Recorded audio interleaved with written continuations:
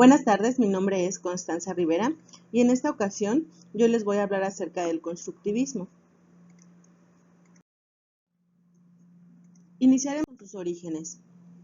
El origen del constructivismo se puede encontrar en las posturas de Vico y Kant, planteadas ya en el siglo XVIII e incluso mucho antes con los griegos. El constructivismo es una corriente filosófica que tiene sus orígenes en Sócrates y Platón, el primero con su mayéutica y el segundo con su dialéctica.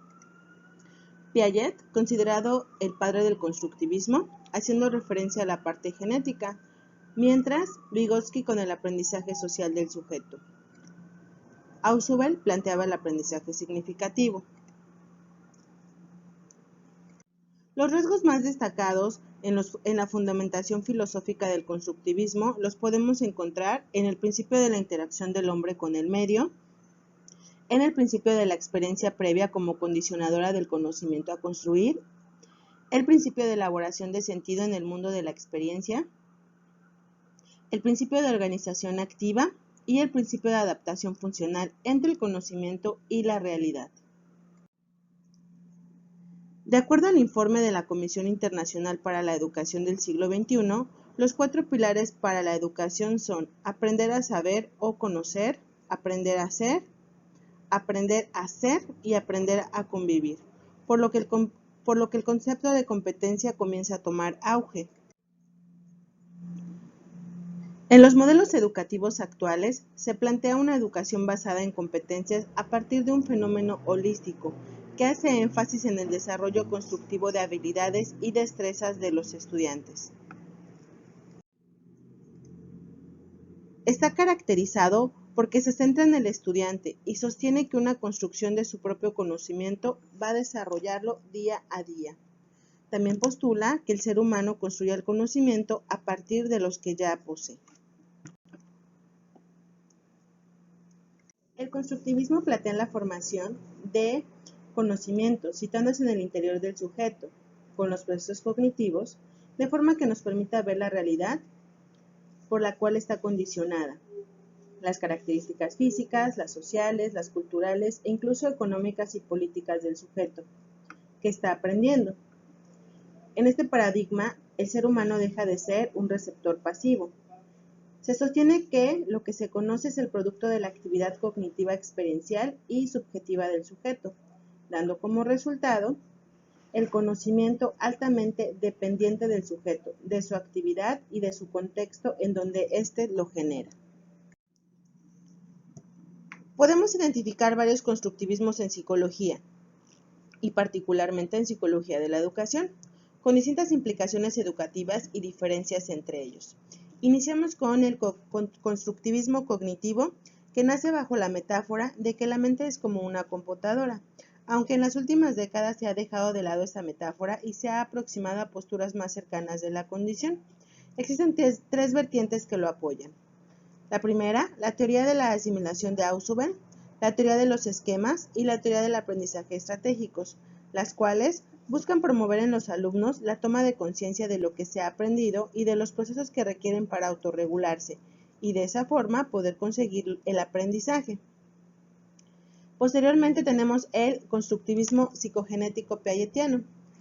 Piaget estaba interesado en desarrollar una explicación acerca del concepto biológico y psicológico. Él trató de dar respuesta a la forma en cómo se construye el conocimiento científico, y lo hizo a través de su teoría de los estadios y de equilibración, la cual postula cómo el sujeto construye la realidad a través de esquemas y estructuras de los procesos continuos de desequilibración y equilibración. Por último, tenemos el constructivismo social, con su representante Vygotsky.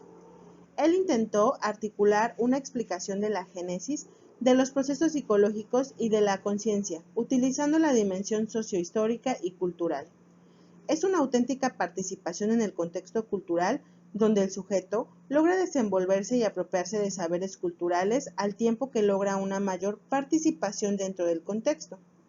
Entonces, la cultura y las prácticas sociales culturales en las que participa el sujeto influyen de forma decisiva en el curso del desarrollo cultural, por lo cual la cultura preexiste al individuo y lo determina.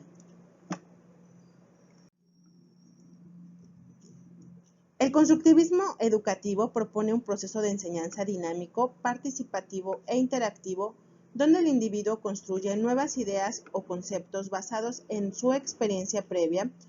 El humano es el responsable de su aprendizaje y el profesor va a ser el encargado de guiar, de facilitar la construcción de ese conocimiento, promoviendo el pensamiento reflexivo y la resolución de problemas.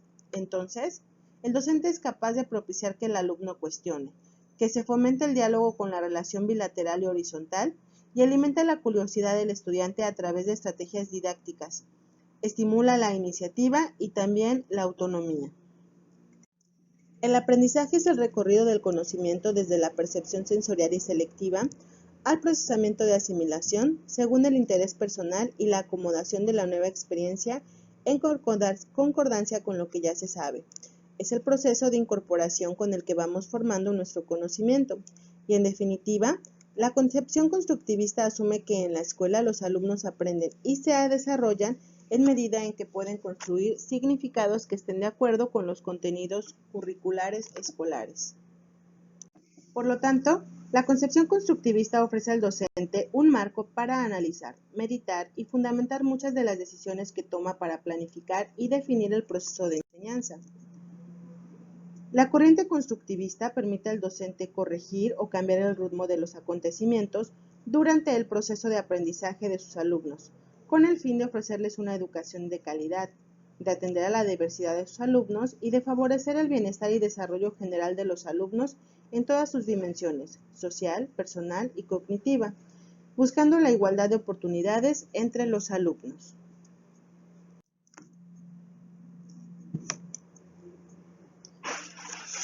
Como conclusión, tenemos que las metodologías educativas tienen distintos enfoques, los cuales difieren entre sí en la forma de aprender de la persona.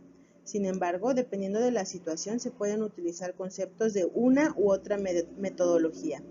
Esta elección por parte del docente sirve para que en cada caso el alumno obtenga un mayor aprovechamiento de la adquisición de las competencias. Hoy en día, el constructivismo es una herramienta de vital importancia para el docente en el aula de clase, ya que fomenta el desarrollo en el estudiante de habilidades y destrezas que no se habían descubierto y además favorece un desarrollo autónomo.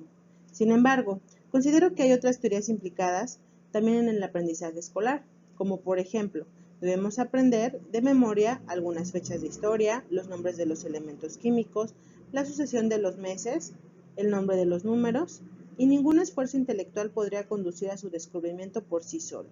Esto significa que debemos conducir a los alumnos a aprender ese tipo de cosas con el fin de utilizarlas en cualquier momento y repetirlas correctamente si fuera necesario.